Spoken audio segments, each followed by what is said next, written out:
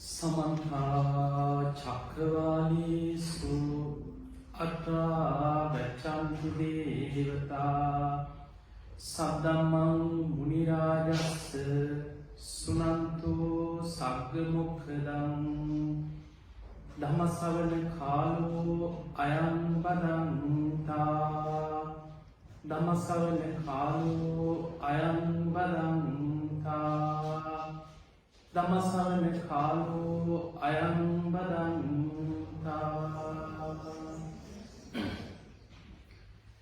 नमो तस्स भगवतु वरहतो सम्मा सम्बुद्धस्स नमो तस्स भगवतु वरहतो सम्मा सम्बुद्धस्स नमो तस्स भगवतु वरहतो सम्मा सम्बुद्धस्स साधु कहना खाओ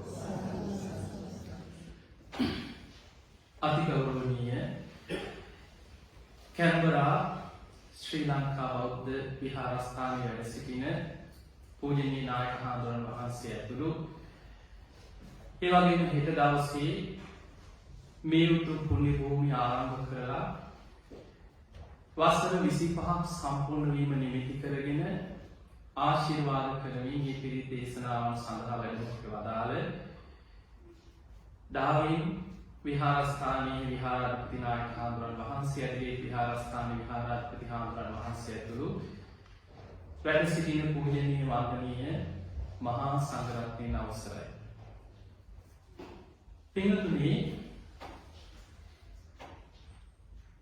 ස්වාමීන් වහන්සේ සිහිපත් කරා පොය දවසේ ඒ සිදු කරන ධර්ම දේශනාව සම්බන්ධ කරගෙනයි අද මේ ධර්මානුශාසනාව සිදු කරන්නේ.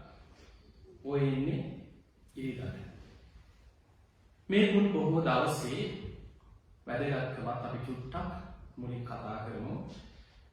අපේ බුදුරජාණන් වහන්සේ බුද්ධත්වයට පත් වෙලා 20000ක් මහරහතන් වහන්සේලා පිරිවරාගෙන කපිලවස්තුපුරයට ශාක්‍ය ජනපදයට වැඩම කරපු පුන් බොහෝ දවසක්. උන්වහන්සේ වසර 29ක් රාජ කුමාරයෙක් හැටියට ගිහි ජීවිතය ගත කරලා මහා අභිනිෂ්ක්‍රමණය කරන්නේ වසර 29. සියලු රාමේශ්වරම් සුභමාලිගා මේ කොම රාජ්‍යත්වය සියල්ල අතහැරලා වසර 29 දී අභිනිෂ්ක්‍රමණය කරලා අවුරුදු 6කට ආසන්න කාලයක් ශාරීරික අනේක විද දුක් පීඩා දෙමින් දුෂ්කර ක්‍රියා කරා. උන්වහන්සේ වෙසක් පුන් පොහෝ දවසේ ඇසතු බෝධි වහන්සේ සෙවණේ උතුම් චතුරාර්ය සත්‍ය ධර්මය අවබෝධ කරගෙන සම්මා සම්බුද්ධත්වයට පත් වෙද්දී උන්වහන්සේගේ වයස හරියටම අවුරුදු 35යි. බුදුරජාණන් වහන්සේ සත්සතිය ගත කරලා ඇසල පොය දවසේ තමයි අවබෝධ කරගත් ධර්මයේ මුලින්ම ලෝකෙට දේශනා කරේ. එතන ඉඳන් බුදුරජාණන් වහන්සේ බොහොම අවිවේකී කාලයක් ගත කරා.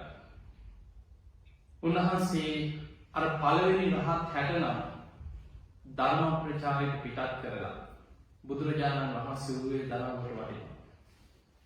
උන්වහන්සේගේ දිනචර්යාව ගැන දේශනාවල සඳහන් වෙනවා දවසේ පැය 2කට අඩු කාලයක් සිංහසෙයියාවේ සැතපේ. බුදුරජාණන් වහන්සේ සිංහසෙයියාවේ සැතපෙන්නේ පාන්දර 2කට. පැය 2කට අඩු කාලයක් සිංහසෙයියාවේ සැතපෙනවා. හිමිදිරි උදෑසන උන්වහන්සේ අවදි වෙලා භාවනා කරලා මහා කරුණා සමාපත්තියට සමවදිනවා. අපිට හිතාගන්න බැරි ගණන් දේශනාවේ තියෙනවා 12 කෝටි ලක්ෂ වාරයක් මහා කරුණා සමාපත්තියට සමවදිනවා කියලා. මොකද බුද්ධ විශ්ය අචින්ත්‍යයි. ගන්ධ කුටියේ ඉඳන් දසදහසක් ලෝක ධාතුවට බුදු වැස යොමු කරනවා. අද කවුද අද දවසේ ධර්මය අවබෝධ කරන පින්වන්ත අය? මොකද උන්වහන්සේ ගම් නියම් ගම් පුරා වැඩම කළා මිනිස්සුන්ට බණ කියවට බණ අහන මිනිස්සු විතරක් නෙමෙයි. දෙවියෝ බ්‍රහ්මයන් දසදහසක් ලෝක ධාතුවල දෙව් බඹුන් බණ අහනවා. ඊළඟ රාත්‍රී කාලේ නැවත වතාවක් දොළොස් කෝටි ලක්ෂ වාරයක් මහා කරුණා සමාපත්තියට සම්බන්ධයි. හවස් වරුවේ බුදු වැස විහිදුවලා බලනවා අද හවස අද රාත්‍රී කාලේ ධම්සභා මණ්ඩපේ බණහන අය අතර කවුද නිවන් දකින්නේ? කවුද ධර්ම අවබෝධය ලබන්නේ? රාත්‍රී 10ට තමයි කියන ධම්සභා මණ්ඩපේ දේශන අවසන් කළ ගන්ධ කුටියට වඩින්න. ඒ වැඩම කරලා බුදුරජාණන් වහන්සේ උන්වහන්සේගේ ගන්ධ කුටිය එළියෙන් වැඩ ඉන්නවා. අපේ මනුස්ස ලෝකේ අපි මේ කාලේ පැය 4ක කාලේ. රාත්‍රී දෙවනියා ඒ වෙලාව වෙන් කරලා තිබෙන දෙව් බමුණු. ඔබ අහලා ඇති බොහෝ දේශනාවල ඔය සංයුක්ත නිකායේ තියෙන දේවතා සංයුත්තේ, දේවපුත්‍ර සංයුත්තේ වගේ දේශනාවල මුළු මහත් ජේතවනයේ බබළුවාගෙන රාත්‍රී මැදියම් යාමේ ආපු දේවතාවේ බුදුරජාණන් වහන්සේගෙන් මේ වගේ ප්‍රශ්නයක් ඇහුවා, මෙහෙම ඇහුවා කියලා තියෙනවා. රාත්‍රී කාලේ ඒ එන දෙව් බමුණුන්ට බුදුරජාණන් වහන්සේ ධර්ම දේශනවා. ඒ අයගේ ධර්ම ගැටළු විසඳලා දෙනවා. බොහෝ පිරිස ධර්ම අවබෝධය ලබනවා. එමිදිරි පාන්දර 2 වෙනකොට තමයි සිංහ සිරියාවේ සැරසෙන්නේ. බුදුරජාණන් වහන්සේට මුලින්ම ආරාමයක් හැටියට ලැබුණු වේළුවනාරාම, බිම්බිසාර රජුගේ ආරාම. ඔන්න ඔය ආරාමයේ බුදුරජාණන් වහන්සේ දැන් බුදු වෙලා අවුරුද්දක් ගත කළා. වේළුවනාරාමයේ වැඩ ඉන්නකොට සුද්ධෝදන රජුරවන්ට ආරංචි වුණා. උන්වහන්සේ බුද්ධත්වයට පත් වෙලා වේළුවනේ වැඩ ඉන්නවා. බිම්බිසාර රජුරෝ තමයි දැන් ප්‍රධාන දායකයා. ඒ වෙලාවේ සුද්ධෝදන රජතුමා විශ්වාසවන්ත අමාත්‍යවරයෙකුට කතා කරලා කිව්වා ඔබ මට එක පොරොන්දුවක් දෙන්න. 1000ක පිරිසක් දෙනවා මම ඔබට මේ ගමනට. මේ පිරිසත් එක්ක ගිහිල්ලා බුදුරජාණන් වහන්සේ මුණ ගැහිලා බණේ මහලා උන්වහන්සේ වඩාමගෙන ඉන්න කිව්ව මගේ රාජ්‍යය. හොඳයි රජතුමනි කියලා කියා. මේ හැමෝම බණ අහලා රහත් වුණා, පැවිදි වුණා, එන පාටක් නැහැ. රජතුමාට දැන් දින ගැන ඉන්නවා, බුදුම ආසාවක් බුදුහාමුදුරු දකි. දෙවනි වතාවේ තවත් අමාත්‍යවරයෙක් 1000ක පිරිසක් එක පිටත් කරා. ඒත් අරවගේ ඔය විදිහට අවස්ථා 8ක් ඒ තිවසන් වල 9 වෙනි අවස්ථාවේ රජුරුවන්ගේ සියලු කාර්යයන් බාරව හිටපු ඇමති, අපි සාමාන්‍ය රටක අගමැති වගේ කාලුදාය කියන අමාත්‍යවරයා උඩ කතා කරලා කිව්වා ඔබ විතරයි දැන් මට ඉන්නේ විශ්වාසවන්තම කෙනෙක්. ඔබට පුළුවන් දැන් මම වෙනුවෙන් මේක කරන්න. මම දැන් වයසයි. මගේ හුස්ම ටික යන්න කලින් මට බුදුරජාණන් වහන්සේ දකින්න ඕනේ. ඒ වෙලාවේ කාලුදාය අමාත්‍යවරයා කියන හොඳයි රජතුමනි මම ඔබේ පොරොන්දුව ඉෂ්ට කරන්න. හැබැයි ඊට කලින් මාව මේ සියලු වගකීම් වලින් නිදහස් කරන්න. මං ආයෙත් නෑ කියලා රාජ්‍යයට. මං ගිහිල්ලා බුදුරජාණන් වහන්සේගෙන් බණ අහලා පැවිදි වෙනවා. හැබැයි මම ඔබේ ඉල්ලීම ඉෂ්ට කරනවා.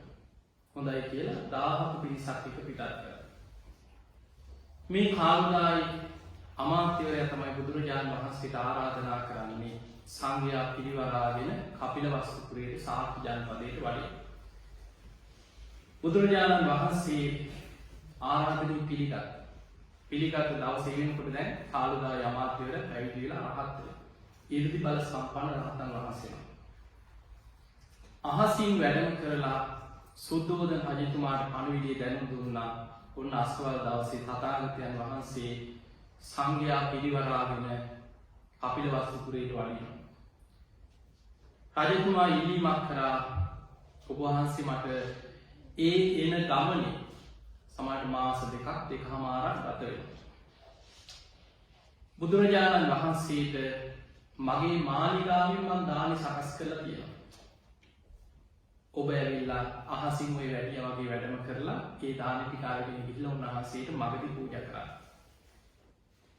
ඔය විදිහට කාලුදායි මහරහතන් වහන්සේ අහසින් වැඩම කරලා එන ගමනේ දානි අරගෙන ගිහිල්ලා බුදුහාමුදුරන්ට පූජා කරනවා. උන්වහන්සේ පින්ඩපාතෙත් වඩිනවා. නමුත් අර දානි කොටසකුත් පූජා කරනවා. ඔය එන ගමනේ සුද්ධෝදන රජතුමා ශාක්‍ය කෝලී වංශිකයන් එකතු කරගෙන ඉක්මනටම බුදුහාමුදුරුවෝ 20000 සංඝයා පිරිවරාගෙන එනවා කියලා දැනගත්තා. නීග්‍රෝධ කියන ශාක්‍ය කුමාරයාට අයිති ඉඩම ඉක්මනින්ම සුද්ධ පවිත්‍ර කරලා හැමෝම එකතු වෙලා ආරාමයක් හැදුවා.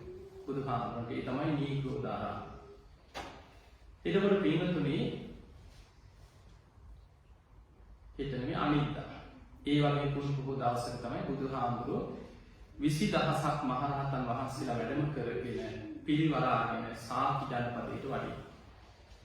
ඒ වැඩම කරපු ගමනේ බුදුහාමුදුරන්ට අත්විඳින්න සිද්ධ වෙච්ච ප්‍රධානම දේ තමයි ශාක්‍ය වංශිකයන්ගේ මාන්න.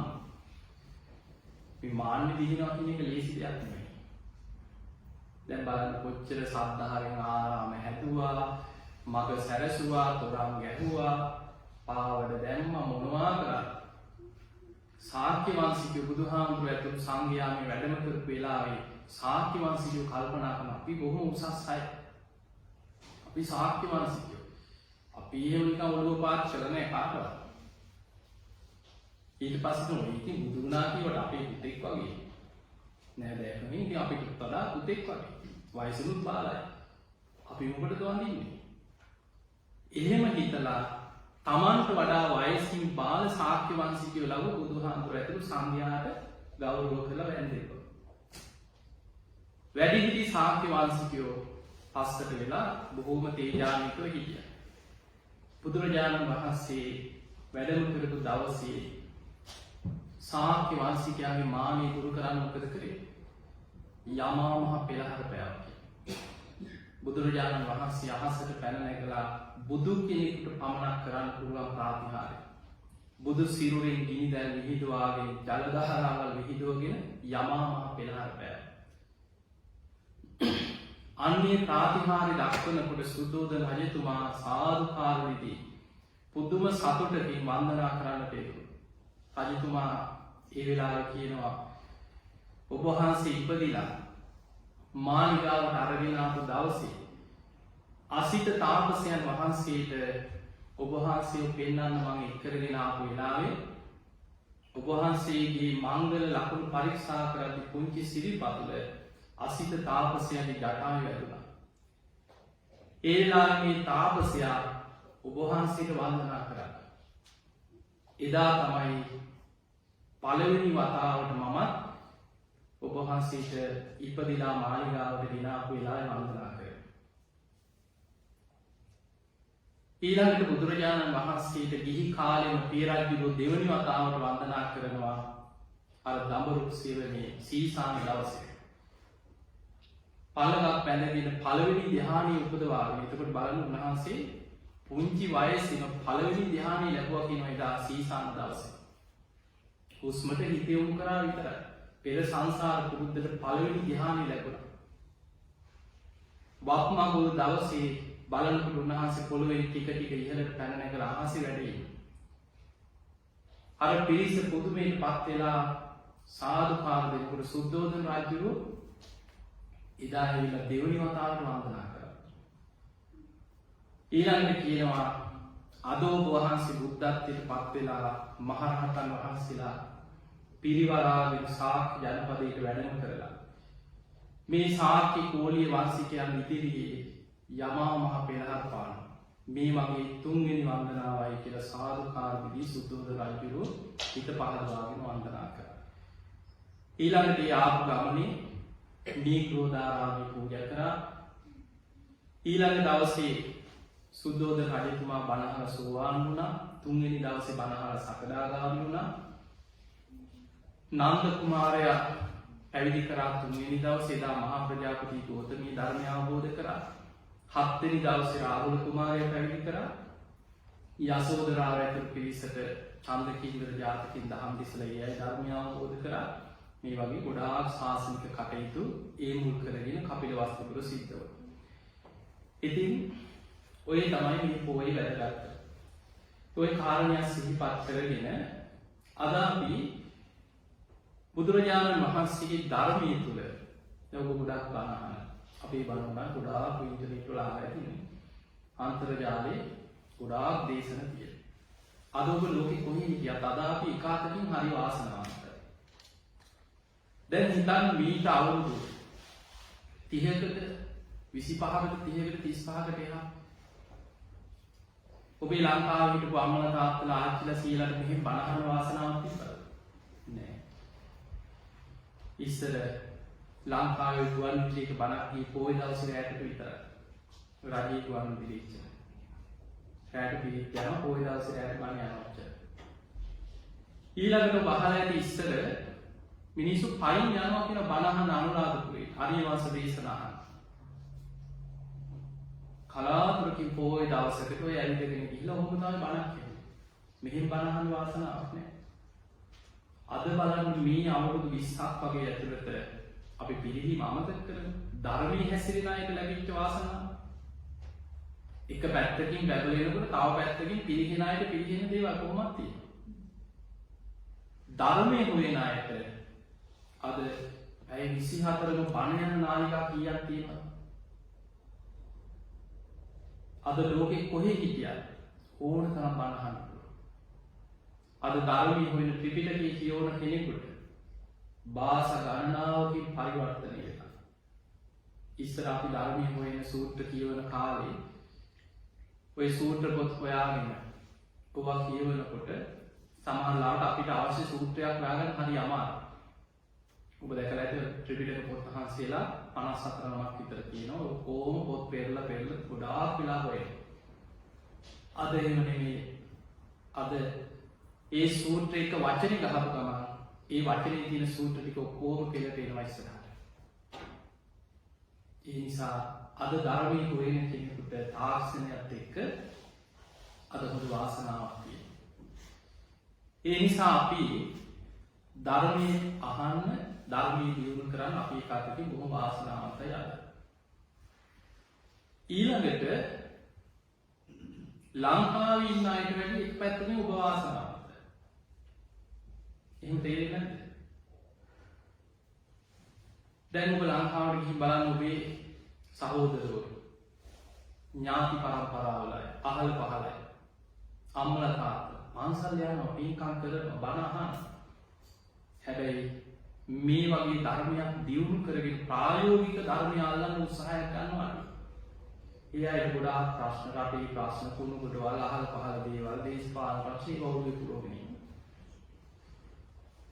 ඒවා පැත්තක දාලා ධර්මයේ විතරක් අල්ලගන්න අය කලාතුරකින්.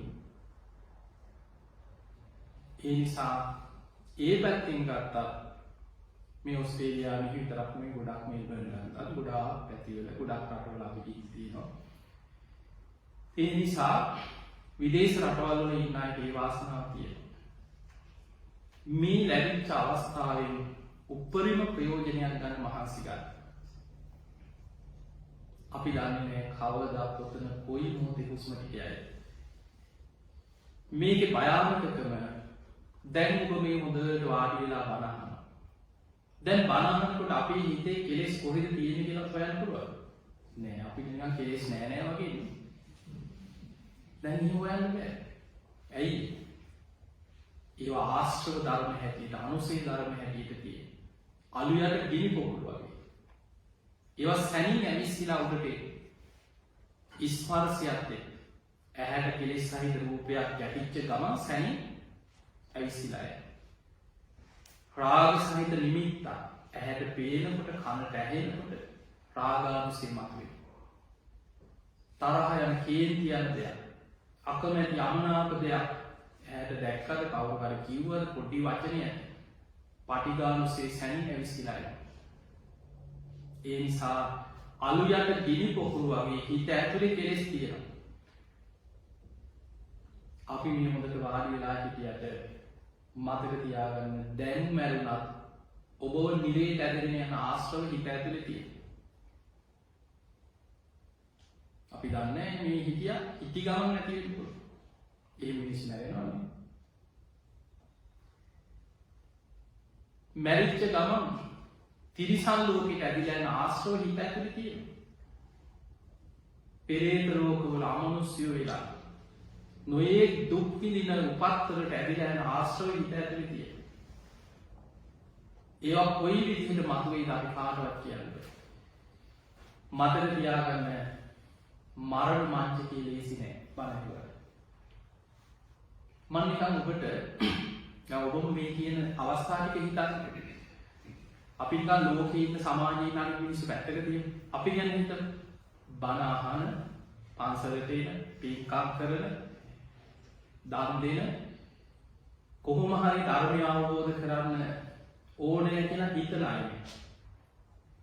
දැන් අපි හිතමු මිනිස්සු මැරෙන අවස්ථාව හිතන්න. ඇක්සිඩන්ට් වෙලා මිනිස්සු මැරෙනවා. දැකලා තියෙන ඕන තරම් හැප්පිලා මැරෙනවා. කොහේ වුණත් හැප්පෙනවා. සමහර පාරේ යනකොට හප්පගෙන යනවා. වාහන හැප්පෙනවා. ඔබ දැකලා තියෙනවද කොහෙවත් හැප්පිච්ච ගමන් ලේ පෙරාගෙන වාඩි වෙලා භාවනා කරන අය?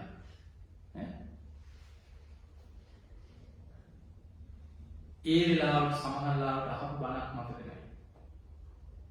ලේ පෙරාගෙන දඟලන ඉස්පිරිතාලෙට ගෙනියනකොට පාන යනවා. ගෙනිහිල්ලා බෙහෙත් කරනකොට මැරෙනවා. ඒ වේදනාවත් එක්ක අනතුරටදී හිත ශනිකව හිත විපිලිසර වෙනවා. බලන්න සමහරලාට අපිට කේන්ති ගියාම තරහ ගියාම ආපු බණ මතක නැහැ. ඒ වෙලාවට සැනින් අමතකයි. ඊළඟට අපි මේ මැරෙන අවස්ථාවක් හිතාගෙන ඊළඟට ඔබ දන්නවා මිනිස්සු ගුටි කාලා මැරෙනවා. වෙන්න බැයිද? අපි හිතමු අනේ අපිට එසේ නොවේවා. මොකද ආ කියන්නේ අනුන්ගේ රණ්ඩු බේරන්න ගිහිලා ගුටි කාලා. මුගලන් හාමුදුරන් 500ක් වට කරගෙන ගැහුවා. අපි දන්නේ නැහැ සංසාර කර්ම කොහොම කැරගෙනවද කියලා නේ. ඒකා සංකේය කල්පලක්ෂයක් අසංකේයිකුත් කල්පලක්ෂයක් පෙරම් පුරාගෙන ආපු මුගලන් හාමුදුරන්ට 500ක් වට කරගෙන පාර දුන්නේ පිරිනිවන් පාන. ඇටකට කුඩු වෙන. අපි දන්නේ සසරේ කොයි වගේ අහක යන කුණු ගොඩකට අනුන්ගේ ප්‍රශ්නයකට මැදිහත් වෙලා ගුටි කාලා මැරෙන්න වෙන්න පුළුවන්. ඒ වගේ වෙලාවක ධර්මයේ සිහි කරනවා කියන එක ලේසිද අමාරුද? අමාරුයි.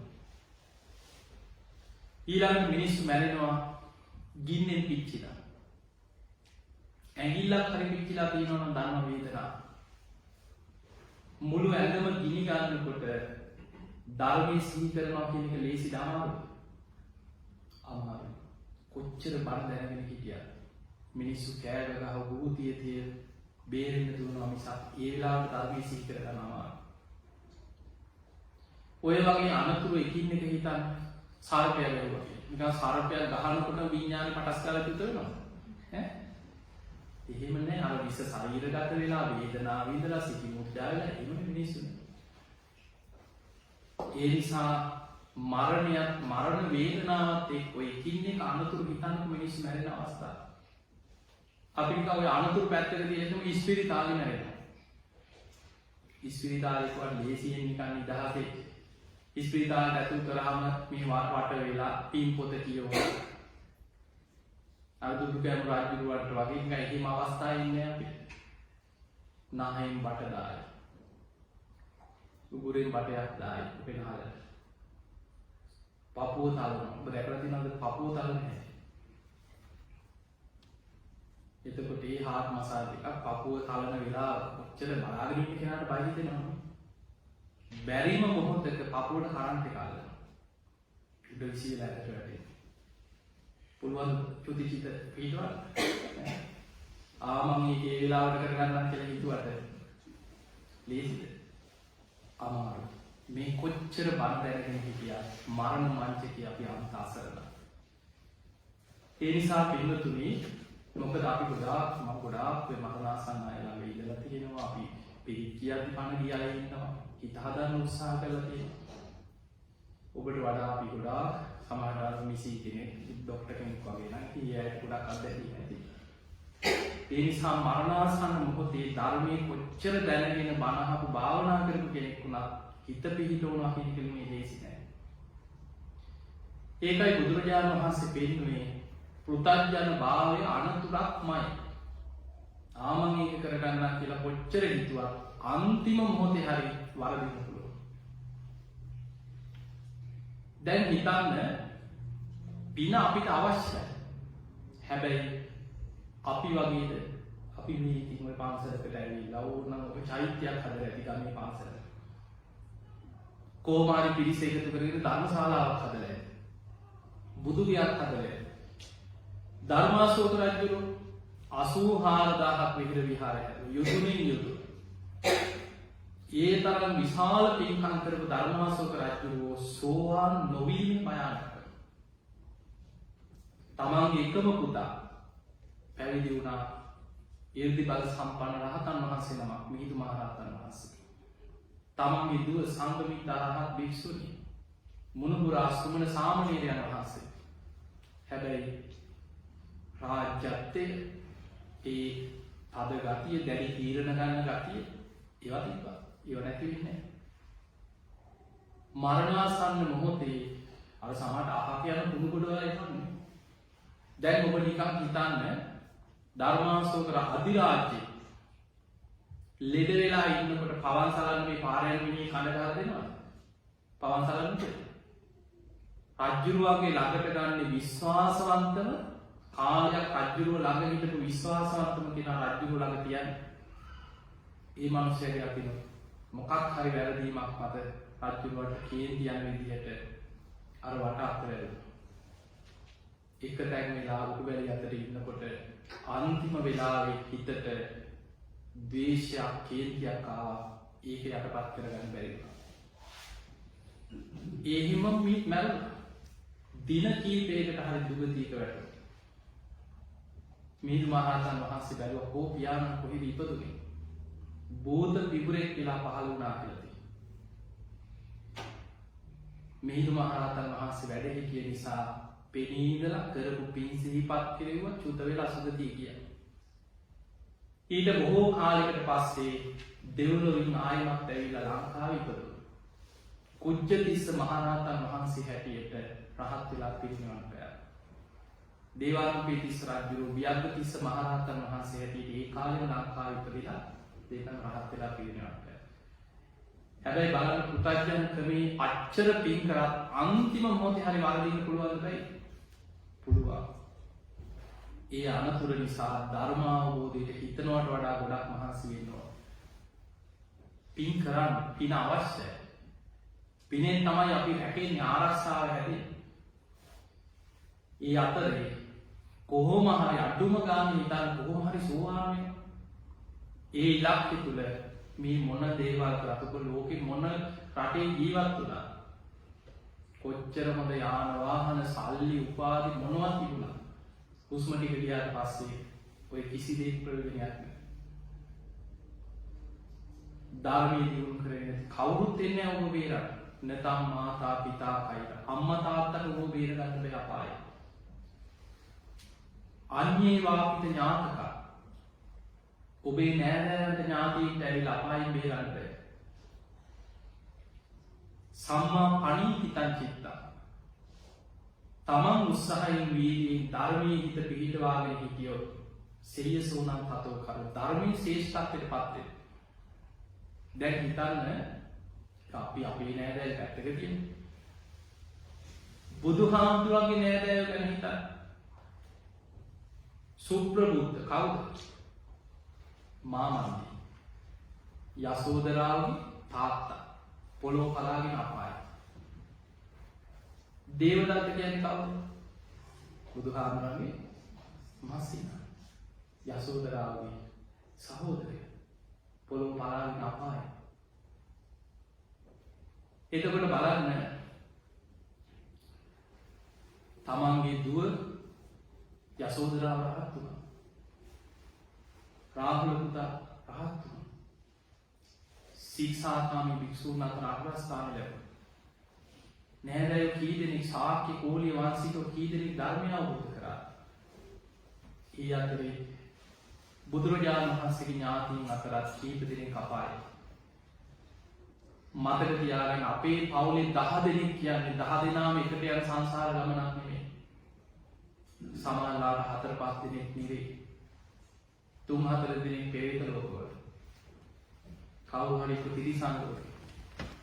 සද්ධා සීල සුත ත්‍යාග ප්‍රඥා වඩලා මරණ මංචකයක පිනක් කුසලයක් බලවත් වුණොත් එයා විතරයි සුගතියකට යන්නේ. ඒ නිසා මේක හිතනවට වැඩිය අමාරුයි. බණ අහන්න පුළුවන් ඕන තරම්. ධර්මය අහනවා කියන්නේ ලේසි නෑ. බුදුහාමුදුරුවෝ නියසිලට පස් ටිකක් අරන් පෙන්නන්නේ. උන්වහන්සේ දවසක් නියසිලට පස් ටිකක් අරගෙන භික්ෂුන් වහන්සේලාට පෙන්නලා අහනවා මහණෙනි මේ මහ පොළොවේ තියෙන පසුයි නියසිලේ තියෙන පස් ටිකයි අතර වෙනස පේනවාද? එහෙමයි ස්වාමීනි. මේ මනුස්ස ජීවිත ලබලා මැරෙන අයගේ මහ පොළොවේ පස්තරම් පිරිසක් අපායට වැටෙනවා. මෙන්න මේ වගේ පිරිසයි කියව සුගතියට. ඔබට ඒක ඉන්නම් මේ ධනගහන මේ වැඩි මෙච්චර මිනිස්සු අපායවල වලින් කොච්චර උඩට එනවද? මනුස්ස ලෝකේ ඉන්න ඉතාම සුළු පිරිසයි. මනුස්ස ලෝකේ අර කෝටි 700ක් අපි 800ක් කියලා ඉන්නේ. 700 ගානක් නෙමෙයි. අපිට මනුස්ස ජනගහනේ කෝටි ගානෙන් හරි ගණන් කරගන්න පුළුවන්. ටික දෙනයි. ඉලක්කමකින් කියන්න පුළුවන්. සතර අපාය ගැන හිතන්න. නිරය, තිරිසන් අපාය, പ്രേත ලෝකය, අසුර අපාය. නිරය අපිට පේන්නේ නැහැ. කෝටි කීයක් ඉන්නවද අපි දන්නේ. අපි පැත්තක තියෙ පේන්නේ නැහැ. പ്രേත ලෝකෙ පේන්නේ නැහැ. කවුරු සංගමනයක් කරේ නැහැ. പ്രേත ලෝකෙ පැත්තක තියෙන.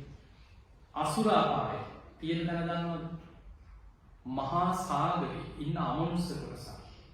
මුහුදේ ඉන්නවා කියනවා තිමි, තිමංගල, තිමිර පින්ඩල, නාග, අසුර, ගහන්ධරව කියන අමනුෂ්‍ය. එතනින් අසුර කියන්නේ මුහුදේ උපදින අමනුෂ්‍ය දුක් විඳින අපිට ඒක පේන්නේ නැහැ. ඒකත් පැත්තක තියෙනවා. එහෙමනම් සතර අපායෙන් පේන්නේ අන්තං හරි එකයි තිරිසන් ලෝකේ. හතරෙන් එකයි පේන්නේ. පේන එක ගැන විතරක් හිතමු. කරණීයමිත සූත්‍රය දන්නවනේ. අන්න ඒකේ තියෙනවා දීගාව දීර්ඝ ශරීර ඇති සත්වයි. මහන්තාව මහත ශරීර ඇති සත්වයි. මජ්ක්‍ධිමාව මධ්‍යම ප්‍රමාණ ශරීර ඇති සත්වයි. රස්ස ඉතා කුඩා සත්වයින් ඇහැට පේන. අනුක කියන්නේ ඇහැට නොපෙනෙන අන්වීක්ෂකින් අද බලලා අපි හොයන්නේ සත්ව. ඒ අය තිරිසන්ගත සත්ව අමනුෂ්‍ය නෙමෙයි. අනුක කියන්නේ ඒ අය බුදුහාමුදුරුවෝ කියනවා පියවියෙන් දකින්න බැරි තිරිසන් ලෝකේ තිරිසන් සත්ව ඉන්නවා. ඒ අය කියනවා අනුක. තූලාව වටකුරු හැඩයෙන් යුක්ත සත්ව ඉන්නවා. දිට්ඨාවායි වාදිට්ඨා දැකලා තියෙන සත්ව වගේම ජීවිතේට නොදැකපු සත්ව ඕන තරම් ඔය විග්‍රහය ගැන විතරක් හිතමු. දැන් අපිට ලෝකෙ සත්තු ගණන් කරන්න බෑ. අපි ඕස්ට්‍රේලියාව නිසා ඕස්ට්‍රේලියාවේ සත්තු ගන්නත් බෑ. කැමරාවල සත්තු ටික හොයාගන්නත් බෑ. අපි නිකන් හිතමු අපේ ඉඩම ගැන. පොඩි ඉඩම නිකන් මෙහෙම මන් දන්නේ නැහැ කොහොමද අපි ගන්නේ පර්චේස් 10 විතර ඉඩම. ඔය ඉඩමේ ඉන්න සත්තු ටික හොයන්න පුළුවන්. කූඹි ගුලක් ගත්තා, විය ගුලක් ගත්තා. කෝටි ගණන්. පොළොවේ හාරන්න කොච්චර සත්තු ඉන්නවද? තව අපි අන්වික්ෂ වලින් හොය ගත්තොත් බුදුහාමුදුරුවෝ පෙන්නේ සතර අපායගත සත්‍යයන් මහ පොළොවේ පස්සක්. එතනින් නියසිලට ගත්ත පස්සමේ ටික දෙනෙක් උඩට එනවා කර්ම ගෙවලා. අන්නේ උඩට එන පිරිස අපායේ පිරිස වැඩි නිසා විශාල පිරිසක් උඩට එනවා. ඕකෙන් තමයි මනුස්ස ලෝකේ විශාල පිරිසක් අපායට වැටුණාට මේක හොයන්න බැහැ. කල්ප ගණන් අපායවල දුක් විඳලා අර කන කැස්පෑව වීසිදුවෙන් අහස දකින්නවා වගේ ටික දෙනෙක් උඩට ආවා. සතර අපායේ පිරිස වැඩි නිසා කෝටි ගණන් උඩට එනවා. ඒ නිසා පින්වතුනි මේ යන ගමන ලේසි ගමනක් නෙමෙයි. දැන් අපි ගමු නිකන් බලන්න බුදුහාමුදුරන්ගේ ශාසනික චරිත ගැන හිතන්න. දවසක් සාරිපුත්ත හාමුදුරුවෝ පිණ්ඩපාතේ වඩිනවා. පඳුරක් පස්සේ ඉඳන් පෙරේතියක් මුළු ඇඟේම මස් කඩා හැලෙනවා. දුගද හමුන ඇට සැකිල්ලක් වගේ ඉස්සරහට පේන්න සාරිපුත්ත හාමුදුරුවෝ බැලුවා මෙහිමත් අකුසල් කරපු විපාක විඳින අමනුෂ්‍ය ඉන්නවනේ කියලා උන්වහන්සේ පාඩුවේ පිණ්ඩපාත වැඩි. පියවර කීපයක් යන්න ඇරලා කියනවා අනේ අහක බලන්න යන්න එපා. මම ඔබ වහන්සේගේ ආත්ම පහකට කලින් අම්මා කිව්වා. සාරිපුත්ත හාමුදුරුවෝ අතර වෙලා අදිස්ථාන කළ බැලුවා දිවසින් ඇත්ත මේ ආත්ම පහකට කලින් අම්මා. ඔක තියෙනවා සාරිපුත්ත මාතා පේතවත්ව කියලා පේතවත්. ඊළඟට දවසක් මහා කාශ්‍යප මහ රහතන් වහන්සේ නිරෝධ සමාපත්තිය නැගිටලා දිලින්දෙකුට පිහිට වෙනවා කියලා ගමකට පිණ්ඩපාත වෙනවා. ගොඩක් ගෙවල් වල අය මහා කාශ්‍යප මහ රහතන් වහන්සේ දැකලා දානය අරගෙන ආවා. පාත්‍රේ වහකට කාගෙන්වත් දාන ගත්තේ නැහැ. ඇඟ පුරාම කුෂ්ඨයක් හැදිච්ච කුදු වෙච්ච හිඟමනි යන අම්මා කෙනෙක් ගෙදරකින් හම්බෙලා ලුණු නැති කැඳ ටිකක් කියලා දේශනා කළේ. දවසින්ම ওই ගෙවල් ගාන යනවා පැටියක් අරන් කැඳ ටිකක් හම්බෙලා. මහා කාශ්‍යප මහ රහතන් වහන්සේ මේ අම්මා ළඟ ඇවිල්ලා පාත්‍රය තියාගෙන නතර වුණා. මේ අම්මා කල්පනා කළා මේ මටවත් බොන්න බැරි මේ විසි කරන කැඳ ටිකක් අද හම්බුනේ. මේ ආර්යයන් වහන්සේ නමකට කොහොමද මේක පූජා කරන්නේ? ඇහුවානේ ස්වාමීනි මෙච්චරයි තියෙන්නේ කියලා උන්වහන්සේ පාත්‍රයේදී විවුර්ත කරා. අර කැඳ ටික පූජා කරලා බොහෝම ශ්‍රද්ධාවෙන් දන ගහලා වැළඳලා. මහා කාශ්‍යප මහ රහතන් වහන්සේ කියනවා මෑණියනි මීට ආත්ම 3කට පෙර ඔබ මගේ අම්මා කියලා. ඔන්න සංසාරේ. අපි දන්නේ නැති වුණාට අපේ අම්මා තාත්තා වෙච්ච අය කොහේද? සසරේ අපේ අම්මා වෙච්ච අය, පෙර සංසාරේ අපේ තාත්තලා වෙච්ච අය, සහෝදරයෝ, ඥාති, දරුවෝ වෙච්ච අය. ඒ නිසා මේ වගේ මහා භයානක ගමනක ඔබ මම අපි කවුරුත් පැටලිලා ඉන්නේ.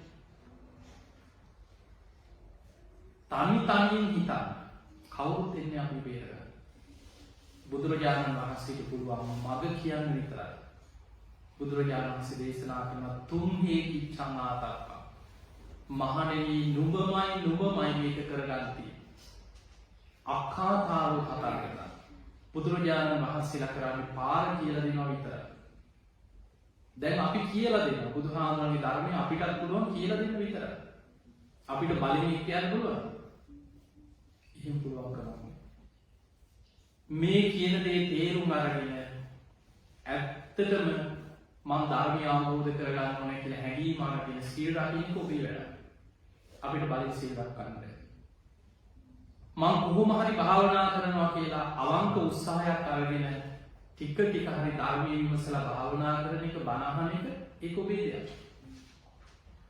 ඒ නිසා තම උනන්දු ඇති කරගන්න. බාහිරින් පුළුවන් කල්යාණ මිත්‍ර සේවනයයි සද්ධර්ම ශ්‍රවණයයි විතරයි. මේ ධර්මය අවබෝධ වෙන්න නම් තමා තුළ තියෙන්න ඕනේ යෝනිසෝ මනසිකාරය. අහන ධර්මයේ ඒ ධර්මයට අනුකූලව තමා තුළින් විමස තමන්ගේ ජීවිතය තුළින් බැලීමේ හැකියාව. ඊළඟට ධම්මානුධම්ම ප්‍රතිපදාව ඒ ධර්මයට අනුකූලව ජීවත් වෙන්න. ඒවා තනිකරම තමන්ගේ දක්ෂතාව. ඒ දක්ෂතාවය තියෙන්න පුළුවන් හිතාගන්න මේ සමාජයේ බාහිර චරිත වලින් බලන්න බෑ අපිට. මේ යෝනිසෝ මනසිකාරය කියන්නේ වෙනම කුසලතාවයක්. ඒක උගත්කමත් එක්ක එනවා නෙමෙයි මතක තියාගන්න. අපිට ඉගෙනගෙන අපි මහාචාර්ය වෙන්න පුළුවන්, අපිට උපාධි ගාණක් තියෙනවා වෙන්න පුළුවන්. හැබැයි යෝනිසෝ මනසිකාරය කියන්නේ වෙනම දෙයක්. ඒක සංසාරික ප්‍රඥා පාරමිතා වඩලා සසර පුරා නුවණ දියුණු කරලා පාරමී ධර්මයක වැඩෙන එක. ඒකනේ සුනීත සෝපාකලා. නිකන් කුඹුරු කොට හිට මිනිස්සු පාරවල් වල හිටපු හිඟන් බණහර සෝවාන් වුණා. ධර්මය අවබෝධ කරගත්තා. ඒ නිසා අහන ධර්මයේ නුවණින් විමසලා තමන්ගේ ජීවිතය තුළින් ඒ ධර්මයේ ගලපලා වටහා ගැනීම කියන දක්ෂතාවය යෝනිසෝ මනසිකාරය. ඒක ඇති කරගන්න දක්ෂ වෙන්න. හැම වෙලාවෙම හිතන්න දැන් මම මැරුණොත් කොහේයි? ඕක තමයි අපිට තියෙන ප්‍රශ්නේ. උදේ හවස ওই ප්‍රශ්නේ අපි අපෙන් අහනවා. මං අද මැරුණොත්. දැන් මැරුණොත් බුදුහාමුදුරු පෙන්වුවේ මහණෙනි මරණ සති භාවනාව තරම් ධර්මාවබෝධයට අප්‍රමාදී භාවයේ වීර්ය උපදින භාවනාවක් බුදු ඇසින්වත් දකින්නේ නැහැ කියලා. හැම වෙලාවෙම හිතන්න අද දවස් ඇතුළත මගේ මරණය වෙන්න පුළුවන්. ඉහළට ගත්ත හුස්ම ටික හෙලන්න කලින් මම මැරෙන්න පුළුවන්. කටට ගත්ත බත් ටික හිර වෙලා පණ යන්න පුළුවන්. දැන් මැරෙන්න හේතුවක්ම තියෙනවද? සමහර අය මැරුණාට පස්සේ විශේෂඥ වෛද්‍යවරුන්වත් හොයාගන්න බැහැ. මිනිහ කපලා බලන්න. කොයි විස විද්‍යාවක් හරි ගිහිල්ලා කිව්වොත් ආයි කවුරු හරි කියන සැකයි කියලා වල්ලපු මිනිහ කොට දානවා. ආයි මරණ පරීක්ෂණ කරනවා. ඒ නිසා හොයාගන්න බැරි විදිහට මිනිස්සු හිටි ගමන් මැරෙනවා. මේ ලෙඩ හැදෙලා ඉඳලා නෙමෙයි. මේ හොඳට ඉන්නවා, හොඳට කතා කර ඉන්නවා. දහහක් සැලසුම් හදාගෙන ඉන්නවා. උදේ බලනකොට වැඳේ මැරිලා. ඒ නිසා අපි දන්නේ නැහැ මේ වසංගත දිහා බලන්න. දැන් මේ වෙනකොට මේ බණ කියන වෙලාව වෙනකොට ලෝකෙ මිලියන කීයද? මිලියන 3කට ආසන්න. ලක්ෂ 30කට ආසන්න පිරිසක් මේ වෙනකොට ලෝකෙ මිනිස්සු මැරෙනවා. තව කොච්චර කාලයක් යයිද? තව කොච්චර කාලයක් අපි මේකට වේදක් හොයාගත්තද? තව මොන විදිහට අපි හිතුවේ ලෝකෙ දියුණුවයි, විද්‍යාව දියුණුවයි, තාක්ෂණයේ දියුණුවයි ඕවා මොනවද? අද මොනවද කරන්න බැරි? බෙල්ලක් විතරනේ තව කෙනෙකුට හයි කරන්න බැරි. අනිත් හැම ඔපරේෂන් එකක්ම කරනවා, වකුගඩු පෙනහළු බද්ධ වෙනක් කරනවා. හැබැයි අවුරුදු එකමාරක් ගිහිලා ලෝකේ කෝටිපතියෝ කී දෙනෙක් මැරිලා? මහා ධනවත් ධන කුවේරයෝ ඒ හුස්ම ටික ගන්න බැරුව අසරණ වුණා. ඒ නිසා අපි ඉන්නේ එන්න වේගෙන් ආයුෂ අඩු වෙලා පිළිකිලාම යන කාලෙක මේ ඉන්නේ. දැන් බලන්න නික අපේ තේරෙන මට්ටමේ හිතන්න. අපේ බුදුහාමුදුරු පහළ වෙච්ච කාලේ දැන් අවුරුදු කීයකට කලින්? අවුරුදු 2560ක්.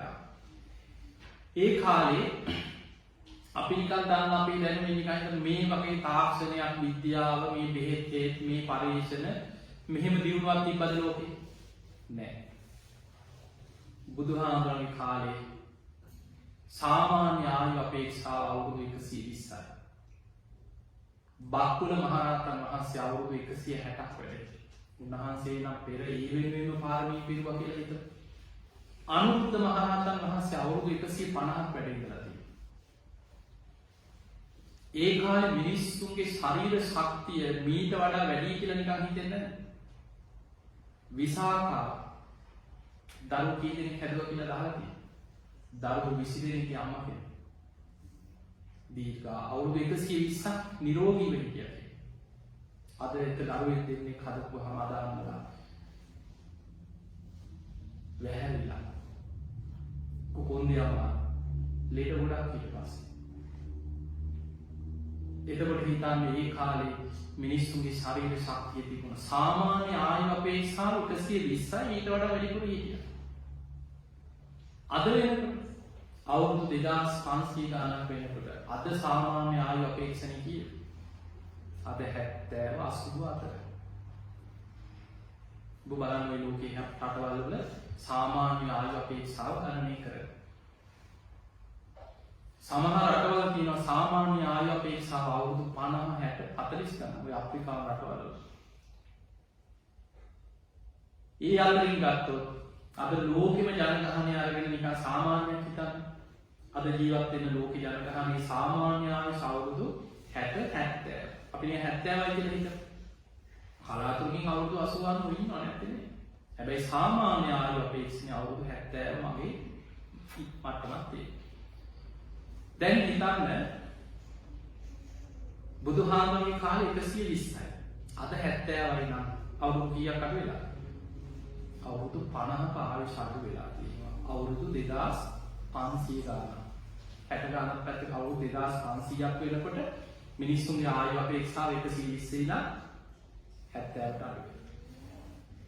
එතකොට දැන් ගණනය කරලා බලන්න අවුරුදු එකයි හොයන්න බැරි. අවුරුදු 100කට අවුරුදු 2කින් වගේ තමයි මේ ආයුෂ අඩු වෙවි යන්නේ.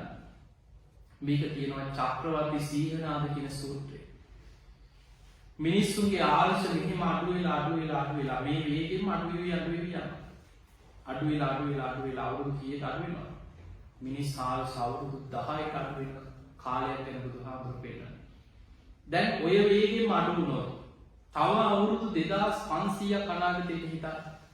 මේ විදිහටම ආයුෂ අඩු වෙගෙන ගියොත් බුදුහාමුදුරුවෝ පිරිනිවන් පාලා අවුරුදු 5000 වෙනකොට ලෝකේ ජීවත් වෙන මිනිස්සුන්ගේ ආයුෂ කීයද? අවුරුදු 20යි. සාමාන්‍ය ආයුෂ. බුද්ධ අධිෂ්ඨාන තියෙන අවුරුදු 5000ක් යනකම් විතරයි ධාතුන් වහන්සේලාගෙන සිරිපා සටහන් ගැන අධිෂ්ඨාන පිහිටේ අවුරුදු 5000යි. බුදුහාමුදුරුවෝ පිරිනිවන් පාලා අවුරුදු 5000ක් වෙනකොට ධාතුන් වහන්සේලා පිරිනිවන් පාන ධාතු පරිනිර්වාණයක් ගැන තියෙනවා. ඊගොල්ලෝ ගොඩාක් විස්තර කියනවා කිව්වොත් මගේ දේශනාව තියෙනවා. එතකොට බුදුහාමුදුරුවෝ පිරිනිවන් පාලා අවුරුදු 5000 වෙනකොට ධාතුන් වහන්සේලාත් පිරිනිවන් පාලා සිරිපා සතහන් බුද්ධ අධිෂ්ඨානෙ පිටුපිය මැකෙනවා කියනවා. එතනින් පස්සේ මිනිස්සෙකුට ධාතුන් වහන්සේ නමක් අර ලෝකෙ වදින්න දෙව් මිනිස්සුන්ට නැහැ කියනවා. බුදුහාමුදුරුවෝ පෙන්වන මිනිස් ආවස පිළිහිලා අවුරුදු 10ට ලඟ වෙනකොට මනුස්ස ස්වරූපේ තිබුණාට ඉන්නේ මිනිස්සු නෙමෙයි කියන්නේ. සත්තුන්ට අන්තයි. විකෘති කියන කෙලෙස් වලින් සත්තු වගේ කියනවා. අධර්ම රාගයේ විෂම ලෝභයේ මිත්‍යා ධර්මයත් එක්ක කෙලෙස් වලින් මිනිස්සු විකෘති වෙලා කියනවා. තාක්ෂණයේ උපරිමයට දියුණු වෙලා තියෙන පුළුවන් හැබැයි. බුද්ධ දේශනාවට චක්‍රවර්ති සීහනාද සූත්‍ර පොත අරගෙන කියවන්නේ ඒකේ තියෙනවා මහණෙනි අනාගතේ කෙනෙක් දිහා බලලා මේ කෙනා මරන්න ඕන කියලා හිතනකොට අපට ආයුධ පහළ වෙනවා කියනවා. ඒ ඉදිරියක් නෙමෙයි තාක්ෂණය. හිතනකොට අපට ආයුධ පහළ වෙන තාක්ෂණයක් එච්චරකට ඉදාට දියුණුවයි. ඒ විනාශය. මිනිස්සුගේ ආයුෂ අවුරුදු 10 වෙනකොට අම්මා තාත්තා සහෝදරයා ඥාතිය ඒව නැහැ කියනවා. බලු තිරිසන් වගේ මිනිස්සු. ලෝකේ බලවත්ම දේ දාට නියත මිත්‍යා දෘෂ්ටිය. ඕන පවක් කරපල්ලා කාලා බීලා ඉඳපල්ලා කියන මතේ කියනවා. මිනිස්සු ලේ පිපාසාවෙන් මරාගෙන දින 7ක් ඇතුළත කෙලෙස් වලින් විකෘති වෙන ලෝකේ මුර්ගසම් වර්ෂාවල් වැහැලා මිනිස්සුගේ මනස විකෘති වෙලා එකිනෙකා ලේ පිපාසාවෙන් මරා ගන්නවා කියනවා. දවස් 7කින් ලෝකෙම මිනිස්සු මරාගෙන ටික දෙනෙක්ගේ ජීවිත බේරෙනවා කියනවා. තනි හැංගිච්ච ටික දෙනෙක් විතර. ඔය තමයි අපි මේ ඉන්න 4 වෙනි අන්තක්කල්ප විනාශ වෙන්නේ නැහැ. අපි මේ ඉන්නේ මහා භද්‍ර කල්පේ 4 වෙනි අන්තක්කල්පේ. මිනිස් ආයුෂ අඩු වෙලා අන්තක්කල්ප විනාශයක් ළඟ ඉන්නේ. එතකොට පින්නතුනේ අනාගතයේ තුල අපිට නිකන් දියුණුයි අපිට නිකන් ලොකු බොහොම ලස්සන සුන්දර අනාගතයක් අපි හිතෙන් දැක්කට අපි යන්නේ මහා භයානක පැත්තකට. ඒ නිසා අපිට ලෝකෙ වෙනස් කරන්න බෑ. ලෝකයන් පැතිවලට යන රටාවල් වලට ලෝකයා යයි. හැබැයි අපේ පෙර පිනකට අපිට බණ හදයක් අහන්න ලැබෙනවා. අපිට යම්නම් මේක තේරෙනවා අපි ඉන්නේ අනතුරක. අපි ඉන්නේ අවදානක. දැන් අපේ වයස ගොඩක් ගිහිල්ලා. අපි දන්නේ නැහැ මේ ඇඟ ඇතුලේ මොන වගේ ලෙඩක් තියෙනවද. තව ආයුෂ කොච්චර අපිට තියෙයි මොන වගේ පෙර කර්ම විපාක අපිට කරකිනවද. අපි දන්නේ නැහැ. ඒ නිසා බුදුහාමුදුරු උපමාවකට පෙන්නන්නේ මහණෙනි මේ අනතුර දකින්නවා නම් බුදු කෙනෙක් වගේ අනතුර පේනවා නම් අපි කවදාවත් වෙලාවක් නැහැ කියන වචන කියන්නේ. බුදුරජාණන් වහන්සේ දේශනා කළා අනතුර දකින්නවා නම් හිස ගිනි ගත්ත කෙනෙක් ගින්න නිවන්න මහන්සිනවා වගේ. ආයුධයකින් පහරක් ආපු කෙනෙක් තුවාලයක් සනීප කරගන්න වෙහෙසෙනවා වගේ අප්‍රමාදීව ධර්ම අවබෝධයට මහන්සි ගන්නවා. දැන් හිතන්නේ හිස ගිනි ගත්ත කෙනෙක් ගින්න නිවන්න මහන්සිනවා වගේ. හදිස්සිය ගමනක් යනකොට කවුරු හරි පිහියකින් අරිනවා. ආයුධයකින් පහරක් ආපු කෙනෙක් ගමන යන්න තියෙනවා කියලා ගමන යන්නේ නැහැ. ඉක්මනට තුවාලේ සනීප කරගන්න දුවනවා. අනිත් වැඩ ඔක්කොම තියලා තුවාලේ සනීප කරගන්න වෙහෙසෙනවා වගේ ධර්මාවබෝධයට වීර්ය වඩන්න කියනවා. ඒ නිසා මේ අනතුර භයානකයි කවුරුත් නෑ අපි බේරගන්න. බැරි වෙලාවත් දුගතියකට වැටුනොත් ආයෙ උඩට එනකොට මෛත්‍රී බුද්ධ ශාසනයත් නෑ මතක තියාගන්න. සතර අපායකට වැටිච්ච කෙනාට අපායේදී අකුසල්ම බලවත් වෙවි අපි කරපු පුංචි අකුසලේ නම් බලවත් වෙනවා. එතන නිරේකට වැටුනොත් නිරේ කියන්නේ කුසල් විපාක දෙන්න තැනක් නෙමෙයි. අපි කොච්චර පින් කරලා දන් දීලා කුසල් තිබුණත් අපායේව නැති වෙන්නේ නැහැ මතක තියාගන්න. ඒවා යටපත් වෙනවා. කරපු අකුසල් සංසාරේ කල්ප ගණන් කරපු අකුසල් මතුවේවි අපායේ විපාක දෙන්න. ඒ අකුසල් ගෙවිලා ඉවර වෙනකොට තමයි අර පින බලවත් වෙනකොට ආයෙ උඩට එන්නේ. දැන් තිරිසන් ලෝකේ වැඩිච්ච කෙනෙක් හිතන්න මේක පැටලි පැටලිය මේ පටිච්ච සම්පදාය කියන්නේ මේ මනුස්ස ලෝකේ විතරක් අපිට හැදෙනව නෙමෙයි. දැන් හිතන්න මැරිලා මරණ මංචකේ අකුසලයක් බලවත් වෙලා තිරිසන් ලෝකෙ උපදිනවා. සිංහෙක් කියලා උපදිනවා. පොඩි සතෙක් නෙමෙයි. සිංහෙක්. කැලේ රජා. දැන් සිංහයා වෙජිටේරියන් වෙනවද? නෑ. සතෙක් පස්සේ පන්නගෙන ගිහිල්ලා ඒ සතා මරා ගන්නකොට එතන ද්වේෂය, ප්‍රාණඝාතය නැද්ද? තියෙනවා. ඒ සතාට රාගය ඇති වෙනවා. සත්තු හපා ගන්නවා. පියට ඇති ගැනීම තියෙන. කෙලෙස් උපදිනවා. කුසල් වැඩිවීමක් පින් කිරීමක් නැහැ ලෝකවල. ඒ නිසායි බුදුහාමුදුරුවෝ පෙන්නන අපායට වැටිච්ච කෙනෙක් තව තව අකුසල් කර කර පැටලි ඒ කර්ම ගෙව යද්දී යම් වෙලාවක පෙරපිනක් මතුවලා උඩට આવොත් මිසක් ලේසි නෑ අපායට වැටිච්ච කෙනෙකුට එන්නේ. හැබැයි උඩට ආපු කෙනාට මෙතනින් ගැලවී ගන්න ලේසි. අපි උඩට ඇවිල්ලා ඉන්නේ. අර කන කැස්බෑ වියසිදුරෙන් අහස දකින්නවා වගේ දැකලා එතනින් බේරිලා උඩට ආපු පිරිස. දැන් මෙතනින් පහළට වැටෙන්න දෙන්නේ නැතුව කොහොම හරි ලැබිච්ච අවස්ථාවේ තමන්ගේ ආරක්ෂාව තමන් හදාගන්න. කවුරුත් ඔබගේ කරන්නේ. ඒ නිසා විශේෂයෙන් මතක තියාගන්න ඔබ ලෝකේ කොහේ හිටියත් ඔබ බොහොම වාසනාවන්තයි. ඔබට මේ රටේ බොහොම නිදහසේ ආගම අදහගෙන පිනක් කරගෙන පින් දහම් කරගෙන කුණ ධර්ම පුරාගෙන ධර්මයේ දියුණු කරන්න හොඳ පරිසරයක් තියෙන රටක්. මම රටවල් මම හිතන 40කට එහා ධර්ම දේශනා කරලා තියෙනවා. ඔය යුරෝපයේ ඊළඟට මැද පෙරදී ඔය යන්නම දෙන්නේ නැති සෞදි වලට විතරයි වෙන්නේ මම හිතන්නේ ගිහින් නැහැ. කුවේට් වලට ගියා. කාටාර ඔය හැම පැත්තෙම මැද පෙරදීක දේශනා කරලා තියෙනවා. අපි යන්නේ වේවුල පයි. පරිම අපිට සතියයි දවස් 5යි තානාපති කාර්යාලයෙන් අපි බාරගෙන බණ කීපයකට එක්කන් ගිහිල්ලා අපි බොහෝ පරිස්සමින් ගෙනහලා නංගලා යනවා. මේ මිනිස්සුන්ට පාසලක් හදාගන්න, හාමුදුරු කෙනෙක් දකින්න, බණක් අහන්න, කලාතුරකින් වාකපෝ වගේම රසා කරන හොඳට ජීවත් වෙන මිනිස්සු ගොඩක් ඉන්නවා අපේ. මේ වාසනාව මේ. ඒ නිසා ඔබ බොහොම වාසනාවන්ත පිරිසක්. ඒ නිසා ඔබ මේ විහාරස්ථානය ආරම්භ කරලා හිටට වසර 25ක් පුංචි කාලයක් නෙමෙයි. දැන් ඔබ කොහොම හරි කැරකිලා ඇවිල්ලා මේ කැම්බරා නගරේ ජීවත් වෙන පිරිසක්. ඒ නිසා එකතු වෙලා පුළුවන් තරම් පින්කම් කරා. බණ ගුණ ධර්ම පුරා ධර්මයේ දියුණු කරා. මේ ලැබිච්ච අවස්ථාවෙන් තමන්ගේ ගැලවීම හදාගන්න මේ පුණ්‍ය භූමිය දෝතැන්නක් කරගන්න.